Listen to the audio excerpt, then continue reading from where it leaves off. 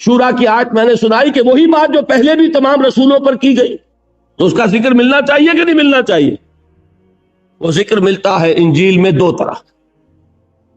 ایک تو یہ کہ حضرت مسیح کے مواعظ میں بار بار آتا ہے repent for the kingdom of heaven is at hand, لوگوں توبہ کرو، جلدی کرو، اس لیے کہ آسمانی بادشاہت آیا چاہتی ہے۔ اب یہ آسمانی بادشاہت کس چیز کا نام ہے؟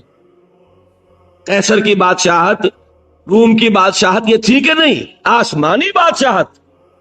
آسمان سے مراد کون؟ اللہ، اللہ کی بادشاہت۔ قیصر کی بادشاہت میں آخری اتھارٹی کون؟ قیصر۔ کسرا کی بادشاہت میں آخری اتھارٹی کون؟ کسرا۔ آسمانی بادشاہت میں آخری اتھارٹی کون؟ اللہ۔ بات وہی ہے کہ نہیں؟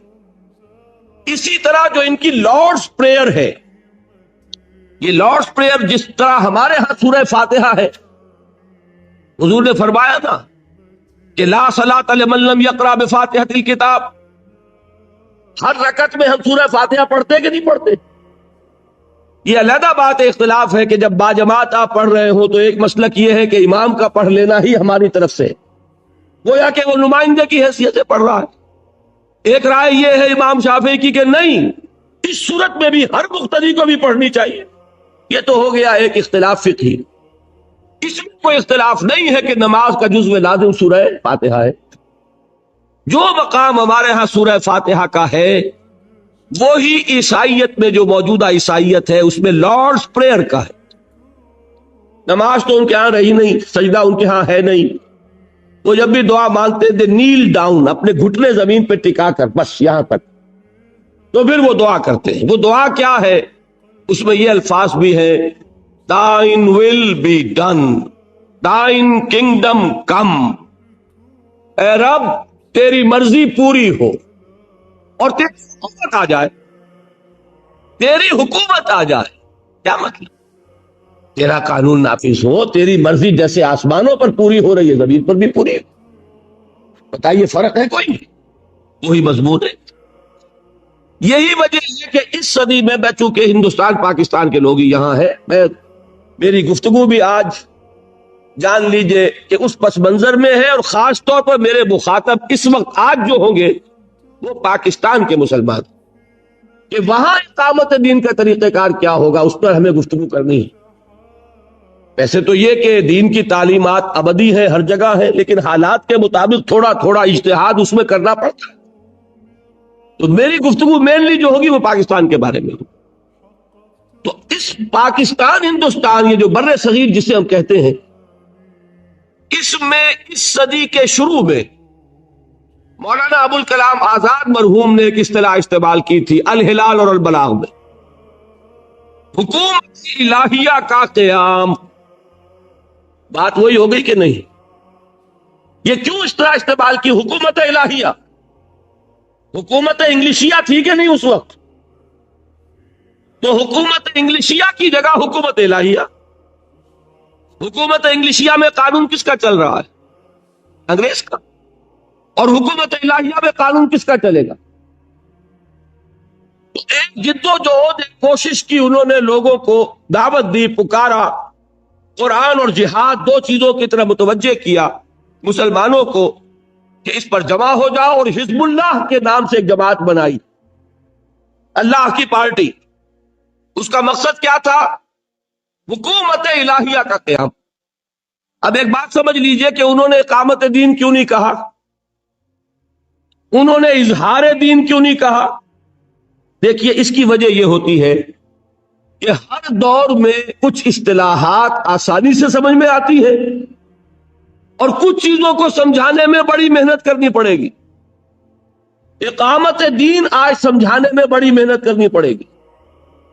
اظہار و دین الحق علی الدین کلہ ہی 1 گھنٹہ چاہیے اس اصطلاح کو واضح کرنے کے لیے، پھر بھی آپ کی زبان پہ نہیں چڑھے گی یہ۔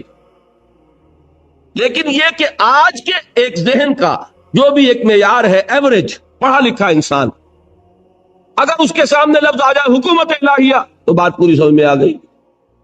یہ وجہ ہے کہ مختلف ادوار میں علماء نے دین کے خادموں نے اصطلاحات کی اتنی پرواہ نہیں کی ہے کہ بات کو ابتداءً سمجھانے کے لیے جو اس دور کی اصطلاح ہے اس کے مطابق بات کی جائے، پھر ان کو جب قریب آ جائے تو پھر کتاب و سنت کی جو اصل اصطلاحات ہیں ان سے بھی روشناس کرا دیا جائے۔ لیکن ابتدائی گفتگو بھاری بھرکم اصطلاحات سے ہوگی تو کسی کے پلے کچھ نہیں پڑے۔ تو حکومت الہیہ کا قیام، یہ بات ایک علیحدہ بڑی تلخ داستان ہے ہماری کہ مولانا ابوالکلام آزاد وہ راستہ کیوں چھوڑ گئے۔ 1920 میں یہ ہماری تاریخ کا، بر صغیر کی تاریخ کا ایک گمشدہ باب ہے جس کو اللہ تعالیٰ نے خاص موقع پیدا کر دیا کہ مجھے کھود کر نکالنا پڑا اسے۔ وہ اپنی جگہ پر ہے، کبھی پڑھیے گا، میثاق میں وہ چیزیں آ چکی ہیں۔ 1920 میں دہلی میں جمعیت العلماء ہند کا ایک اجلاس ہوا، دوسرا اجلاس تھا یہ آل انڈیا اجلاس۔ اس کے صدر کون تھے؟ حضرت شیخ الہند مولانا محمود حسن دیوبندی رحمت اللہ علیہ۔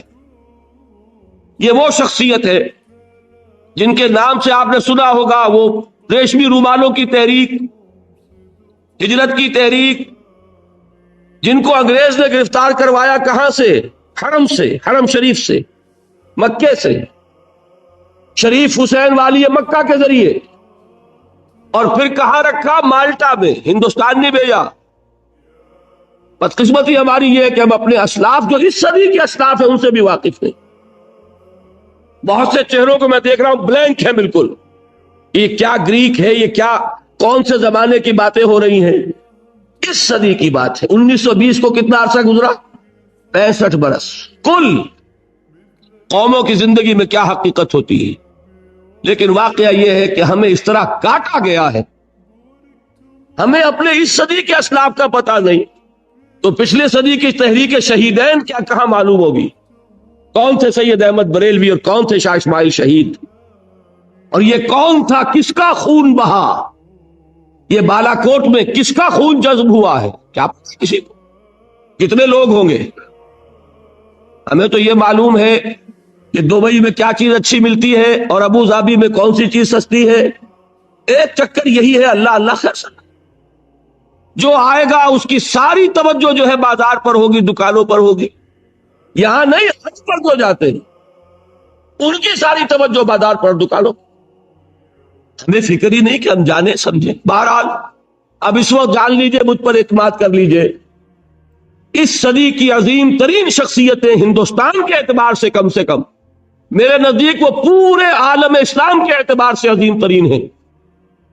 یہ بر صغیر پاک و ہند کا یہ اعزاز ہے اللہ کی طرف سے عطا کردہ کہ اس صدی کی عالم اسلام کی دو عظیم ترین شخصیتیں بر صغیر کی ہیں۔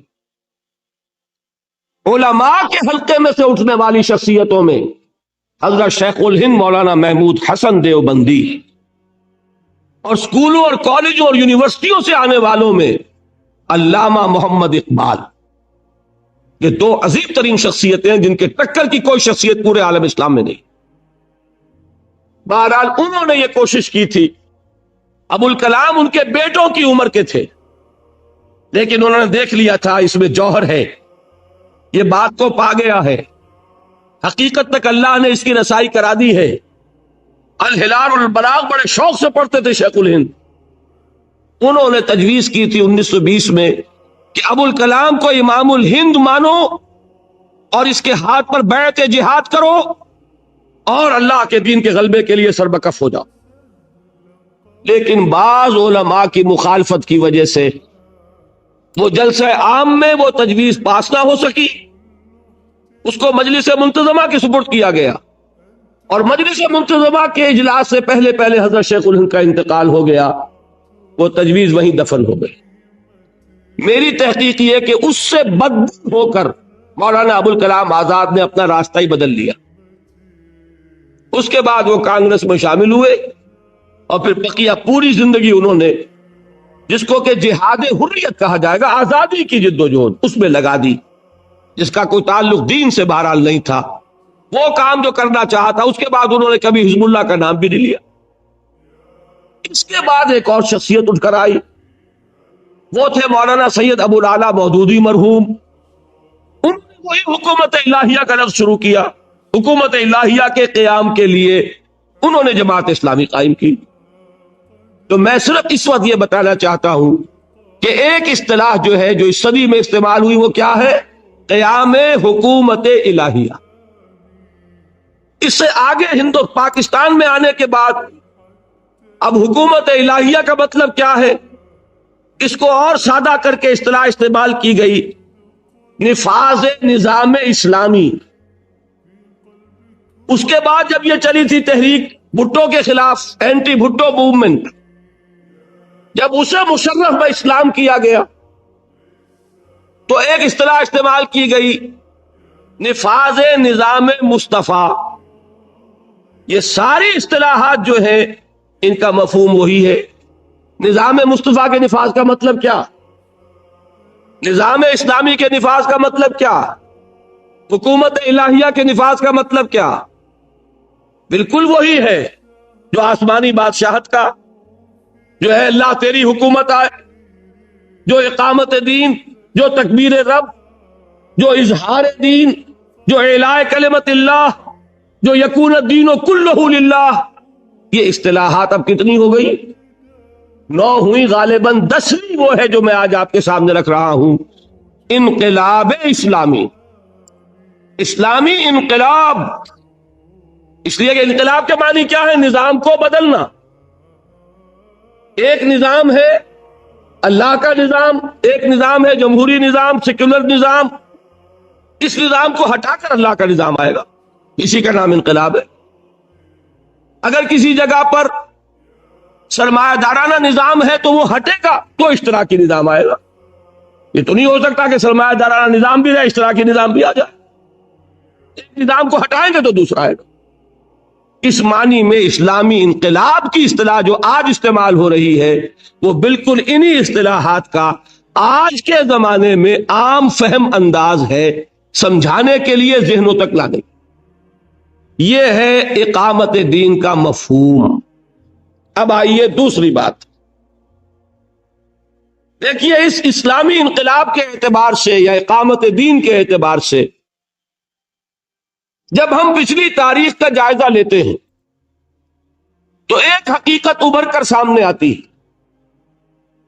کہ تاریخ میں، پوری انسانی تاریخ میں، ایک ہی انسانی زندگی میں ایک پورے انقلاب کا آ جانا، دین کا پوری طرح غالب ہو جانا صرف ایک مرتبہ ہوا ہے، اور وہ ہے محمد الرسول اللہ صلی اللہ علیہ وسلم کی مثال۔ اس سے پہلے کئی جنریشن میں جا کر بات پوری ہوئی۔ دعوت کس نے شروع کی تھی؟ موسیٰ نے۔ ہجرت کس کے ساتھ ہوئی؟ حضرت موسیٰ کے ساتھ۔ لیکن قتال نہیں ہو سکا، قوم نے جواب دے دیا، بات رک گئی نا وہاں۔ 40 برس کی سزا دے دی گئی، یتیہون فی الارض، اس لیے کہ قتال کے بغیر انقلاب نہیں آتا۔ جب انہوں نے انکار کر دیا وہاں رک گیا پروسیس۔ اب 40 دن تک، 40 سال تک تو لگا رہا فل سٹاپ۔ اس کے بعد حضرت یوشع ابن نون کی سرکردگی میں بنی اسرائیل نے قتال بھی کیا، فلسطین پر کچھ غلبہ بھی ہو گیا، لیکن غلبہ مکمل نہیں ہوا۔ اس کے بعد بھی 2 صدیاں بیت گئی۔ پھر آخری جنگ ہوئی ہے طالوت اور جالوت کی، جس کا سورہ بقرہ میں ذکر ہے، وَقَتَلَ داؤد جالوتا، اور داؤد نے جالوت کو قتل کیا۔ تب وہ کامل غلبہ جو ہے حضرت طالوت کے ذریعے، اور پھر حضرت داؤد علیہ السلام کے ذریعے، اور پھر حضرت سلیمان کے ذریعے ہوا۔ تو حضرت موسیٰ سے لے کر حضرت طالوت تک کم سے کم 300 برس کا فصل ہے۔ بات سمجھ میں آئی؟ غلبہ تو ہوا، لیکن ہوا کتنے طویل جدوجہد کے نتیجے، جبکہ سیرت محمدی صلی اللہ علیہ وسلم یہ کیا ہے؟ فرد واحد دعوت شروع کر رہا ہے، ایک انسان، اور کل 30 برس میں، یا آپ کہیں گے 23 برس ہم سنتے رہے، اول تو یہ کہ ہمارے حساب سے وہ 23 بنتے ہی نہیں، 22 سوا 22 برس ہے، وحی کے آغاز سے لے کر حضور کے انتقال تک 610 عیسوی میں وحی پہلی آئی حضور پر صلی اللہ علیہ وسلم، 632 میں آپ کا انتقال ہو گیا، کل کتنے ہوئے؟ 22 برس۔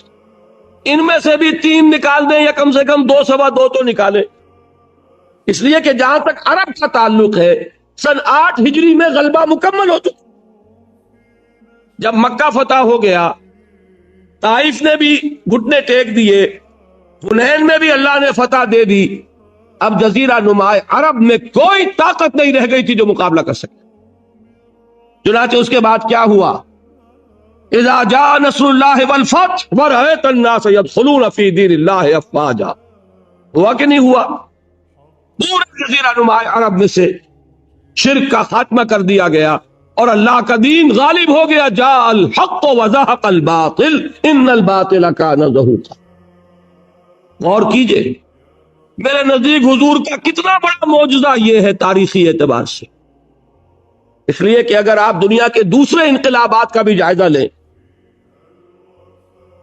ایک تقابل تو میں نے حضرت موسیٰ سے کر دیا نا، دعوت شروع کی موسیٰ نے علیہ الصلوۃ والسلام، ہجرت ہوئی ان کے ساتھ، لیکن ہجرت کے بعد قتال، جیسے یہاں ہجرت کے بعد غزوہ بدر ہو گیا کہ نہیں، قتال سے قوم نے انکار کر دیا، 40 سال کا فل سٹاپ، پھر قتال تو ہوا لیکن بھرپور انداز میں نہیں ہو سکا، 200 برس تک ایسے ہی اپس اینڈ ڈاؤن، جیسے حضور کی سیرت میں 6 برس تک ہے، صرف سن 2 ہجری کے رمضان سے لے کر سن 8 ہجری کے رمضان تک 6 برس، یہاں 6 برس میں فیصلہ، وہاں لگ گئے 200 برس، پھر وہ حضرت طالوت کے ہاتھوں وہ آخری فیصلہ کن فتح ہوئی، دین کا نظام قائم ہو گیا، اور پھر ان کی جگہ پر ان کے جانشین حضرت داؤد اور حضرت سلیمان۔ یہاں کیا ہوا؟ 20 برس میں فرد واحد نے دعوت شروع کی صلی اللہ علیہ وسلم۔ یہ ہے اصل عظمت محمد کی صلی اللہ علیہ وسلم۔ ہم سمجھتے ہیں کہ عظمت شاید اس میں ہے کہ سایہ نہیں تھا، یا اللہ یہ کون سی عظمت کی بات ہے؟ تھا بھی کہ نہیں تھا، یہ کوئی سند ہے نہیں ہے، لیکن بھائی اس میں عظمت کی بات کون سی؟ عظمت یہ ہے جس کی کوئی نظیر پوری تاریخ انسانی۔ میں یہ کہتا ہوں کہ نبیوں کے معاملے کو چھوڑیے، فرینچ ریولوشن اور بولشوک ریولوشن، یہ 2 ریولوشن ہیں نا بہت بڑے، روس کا انقلاب، فرانس کا انقلاب۔ فرانس کے انقلاب کے لیے فکر دینے والے 20 مصنفین تھے، والٹیئر اور روسو اور نہ معلوم کون کون، لیکن اس انقلابی جد و جہد کی قیادت ان میں سے کوئی نہیں کر سکا۔ ایک لیڈر موب تھا جس کے ذریعے سے انقلاب آیا، اسی لیے بڑا خونی انقلاب کہلاتا ہے، بلڈی ریولوشن۔ اسی طریقے سے مارکس نے ایک فکر دیا، لیکن وہ کسی ایک گاؤں میں بھی انقلاب لا سکا، کتاب لکھ کے چلتا بنا۔ کتاب اس نے لکھی کہاں؟ اس میں بھی ایک مدد اینجلز کی تھی، دونوں نے مل کے ایک فکر مکمل کیا۔ کہاں ہوا یہ فکر مکمل؟ جرمنی میں اور انگلستان میں۔ جرمنی اور انگلستان میں وہ انقلاب آج تک بھی نہیں آیا۔ انقلاب آیا کہاں؟ روس میں۔ کس کے ہاتھوں؟ لینن کے ہاتھوں۔ معلوم ہوا کہ انقلابات کی تکمیل ہوتی رہی ہے کئی جنریشنز میں جا کر، اور یہاں انقلاب آیا ہے ایک جنریشن میں، ایک نسل انسانی۔ کل 20 برس فرد واحد سے بات شروع ہوئی، اور لکھوں کا مربع میل کے ایک ملک پر اللہ کا دین بتمام و کمال غائب ہو گیا۔ اس سے میں ایک نتیجہ نکالتا ہوں، اگر کسی کو یہ سمجھنا ہو کہ ریولوشنری پروسیس کس چیز کا نام ہے، انقلابی عمل کسے کہتے ہیں، تو اس کی سورس کیا ہوگی؟ سیرت محمدی صلی اللہ علیہ وسلم۔ اس لیے کہ یہی واحد ایک مثال ہے کہ انسانی زندگی میں یہ سارے مراحل طے ہو گئے، اور خاص طور پر اگر ہمیں یہ سمجھنا ہو کہ دین کا غلبہ کیسے ہوتا ہے، تو ہمارے لیے ایک ہی راستہ ہے کہ مطالعہ کریں بڑی گہرائی میں اتر کر سیرت محمدی کا صلی اللہ علیہ وسلم، اس لیے کہ وہاں پتہ چلے گا پہلے آپ نے کیا کیا، پھر کیا کیا، پھر کیا کیا، کس چیز کو مقدم کیا، کس کو مؤخر کیا۔ ایک وقت وہ ہے کہ حکم یہ ہے کہ چاہے تمہارے چیچڑے اڑا دیے جائیں، ہاتھ مت اٹھاؤ۔ ایک وقت وہ آیا ہے کہ ہاتھ کھول دیے گئے۔ کیا وجہ اس کی؟ دیکھیے میں عرض کر دوں صاف صاف تاکہ بات آپ سمجھیں۔ دشمنوں نے اس کو حضور کی شخصیت میں تضادات کا ثبوت بیان کیا، متضاد شخصیت ہے۔ مکے میں وہ کہہ رہے ہیں کہ ہاتھ مت اٹھاؤ، اور مدینے میں آ کر یہ واقعہ بھی ہے کہ نہیں، ایک پورے قبیلے کے جوان مردوں کو قتل کیا گیا یا نہیں؟ یہ فرق ہے کہ نہیں؟ اسی طرح سنیے، سن 6 ہجری میں بظاہر انتہائی صلح کر رہے، صلح حدیبیہ کی کیا کیفیت تھی؟ صحابہ کے دل کتنے زخمی تھے، حضرت عمر سے نہیں رہا گیا، بظاہر ایک گستاخی کا ارتکاب کر بیٹھے جس پر ساری عمر پچھتائے۔ حضور سے جا کر پوچھا کہ حضور کیا ہم حق پر نہیں ہیں؟ حضور نے مسکرا کر جواب دیا ہم حق پر ہیں، ہم تو صلح کر رہے ہیں دب کر۔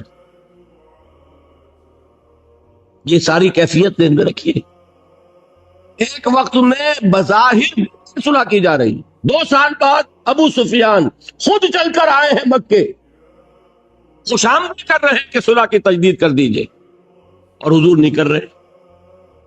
تضاد ہے کہ نہیں؟ اس کو ضرورت ہے کہ سمجھا جائے۔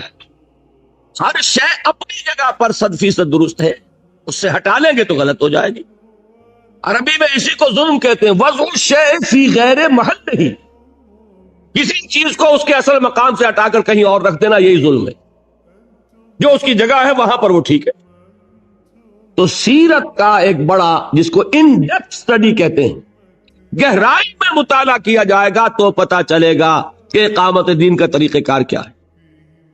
اور امام مالک رحمت اللہ علیہ کا قول، کم سے کم مجھے مولانا ابوالکلام آزاد کی سیاسی حکمت عملی سے شدید اختلاف، جو کچھ انہوں نے بعد میں کیا 1920 کے بعد، اس سے مجھے کوئی دلچسپی نہیں، میں بربرا کہہ رہا ہوں۔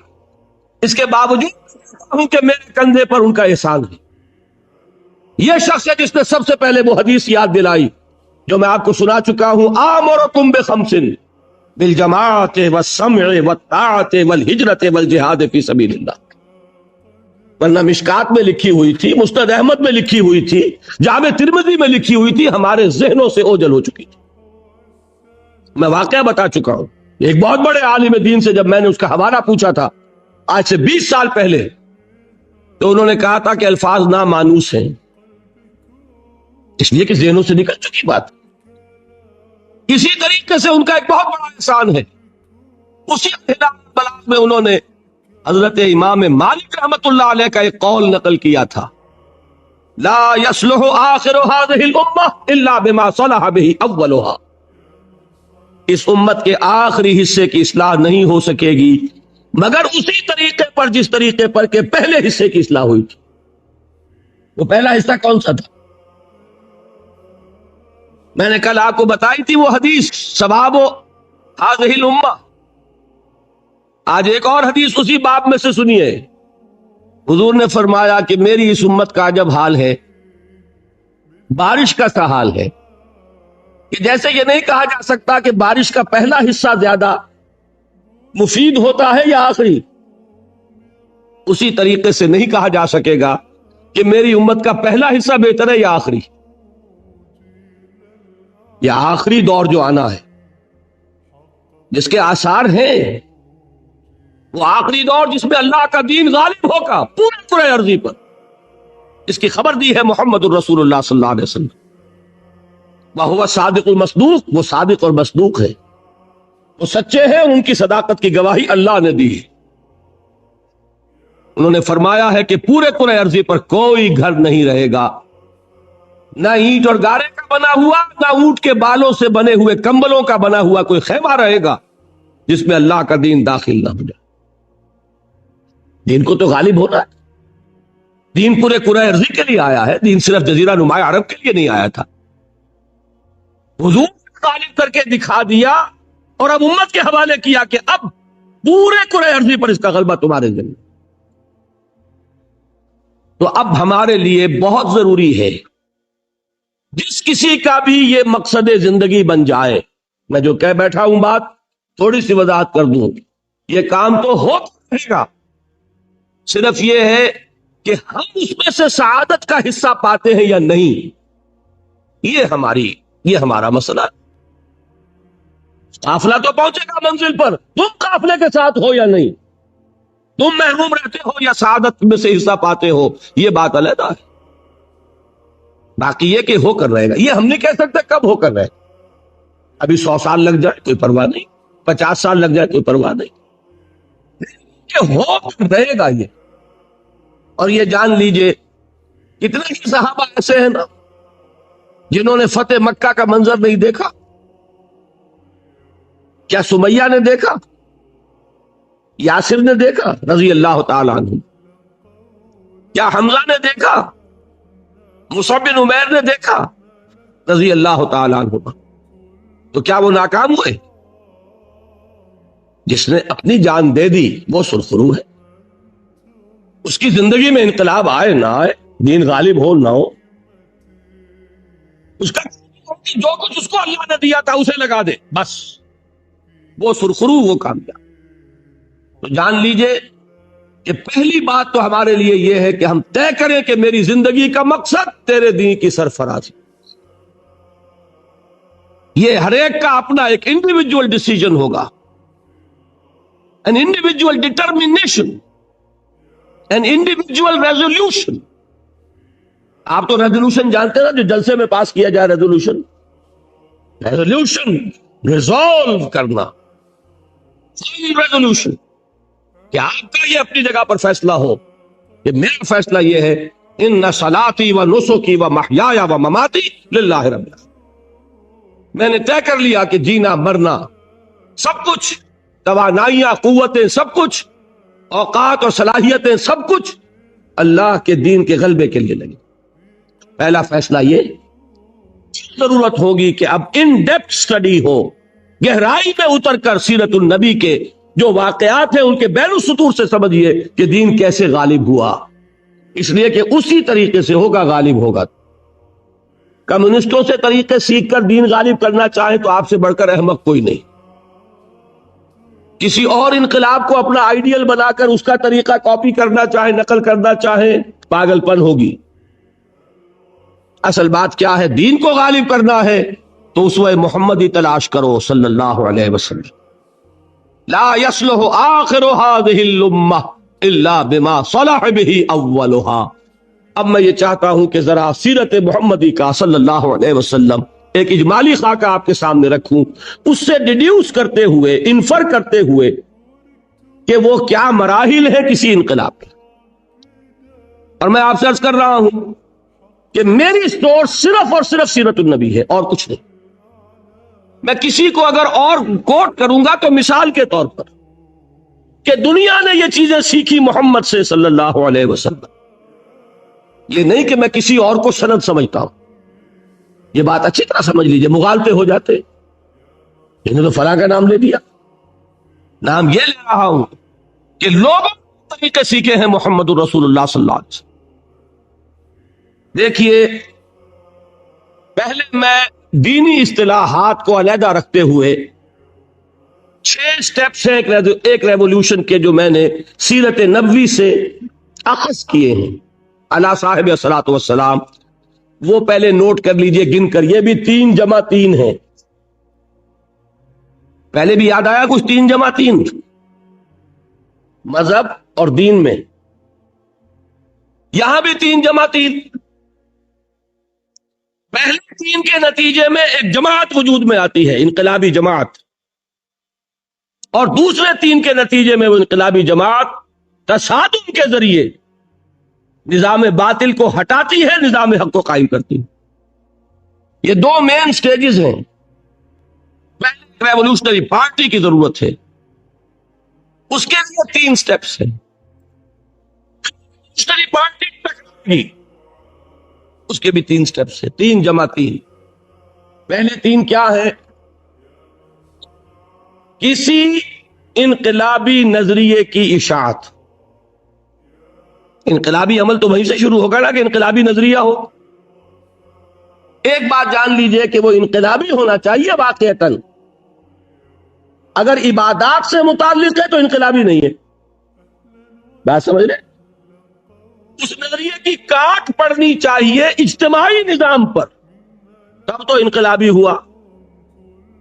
ورنہ سچ بولو، اس کی نصیحت کرتے رہو تو یہ انقلابی نظریہ ہوگا. اخلاقی تعلیم ہے، اصلاح ہے، ٹھیک ہے. نماز کی تلقین کرتے رہو تو کیا انقلابی نظریہ ہوگا؟ نہیں. نظریہ لانا پڑے گا کہ جو نظام اجتماعی کی جڑوں پر پڑتا ہو تیشہ بن کر، جو بھی ایگزسٹنگ سسٹم ہے. پہلا سٹیپ کیا ہوا؟ ایک انقلابی اور واقعی انقلابی نظریے کی نشر و اشاعت. دوسرا کیا ہوگا؟ جو لوگ اسے قبول کریں ان کو منظم کرنا. یہ کہ تنظیم کے بغیر، جماعت کے بغیر، ڈسپلن کے بغیر انقلاب نہیں آ سکتا. نصیحت ہو سکتی ہے، وعظ ہو سکتا ہے، تلقین ہو سکتی ہے، تعلیم ہو سکتی ہے، نشر و اشاعت ہو سکتی ہے، تبلیغ ہو سکتی ہے. انقلاب نہیں آ سکتا. یہ تنظیم بھی کیسی ہونی چاہیے؟ اس کے اندر 2 اوصاف لازمی ہیں. نمبر 1، اس کا ڈسپلن بہت مضبوط ہو. اس لیے کہ انقلاب میں تو تصادم کے ایسے مراحل بھی آتے ہیں جس میں ذرا ڈھیل ہوئی اگر جماعت میں تو ناکامی ہو جائے. میں اس کی مثال دوں گا آپ کو.